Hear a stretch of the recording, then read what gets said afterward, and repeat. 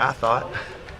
I mean, I knew our kids at times something good was bound to happen for us, and today was the day. You guys talked a lot throughout the week about, either set the offense up with a short field or make your own points, and you did that early. How big was that for the course of the game? It built their confidence, I think, and that was a major emphasis.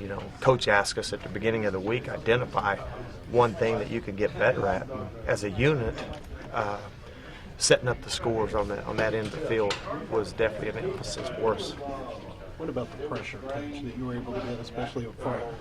Yeah, that was the whole game plan, try to impact the quarterback and, put doubt in his mind. He's tough.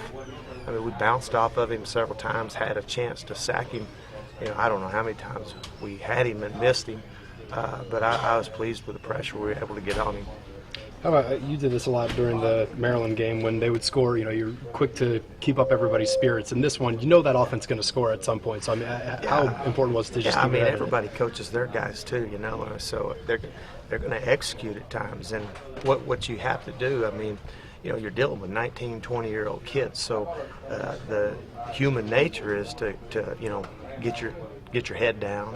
So the very first thing I always try to do is lift their spirit, and I always talk to them about never let your low get too low or your high get too high. You got to keep playing the next series, keep playing the next play. That's what they did all day. Coach, how about the defensive stand there in the fourth quarter when they had first and goal from the 3, and then Hyman ended up with the big play? I think it just shows you the character of our players and our kids. All the credit goes to those young men on the field today. They spilt their guts out again, and I couldn't be more proud to be their coach. You said something good was bound to happen to you guys, and Dana's mentioned how this team's practiced so well off season and even throughout last week. What did you see? I don't know. I mean, we had a great spirit coming back out. But, I told you that Maryland game was the absolute weirdest game I've ever been associated with in 26 years of coaching. And, I felt like that our spirit was really good, even on Sunday evening. Everybody thought the sky was falling, but our players, they just, and I think that sometimes it's easy to get upside down, to a lot of kids. It's a game, it's a game, and it's an opportunity to be a student athlete, and they, so they came out and that's where Dana challenged them. He challenged them to have fun playing the game, and I think they did today.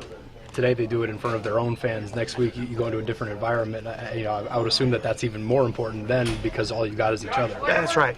There's something about playing on the road where it almost makes you pull even tighter together because, like I say, most time you have 200, 300, 400, 500 fans there against typically 50 to 60, 70, 80,000 at times. And I mean, so I think that, so there's just something completely different and unique about going on the road and being able to pull together. And but our kids showed what kind of heart they played with that Mountaineer mentality, and I think represented this state, this university. Now we just got to do it week after week.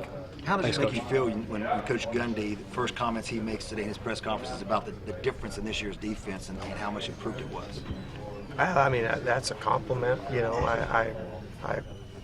I think to our players, because our kids have just bought into what I've asked them and what our coaches have asked them to do, and they're the ones out there making the plays, and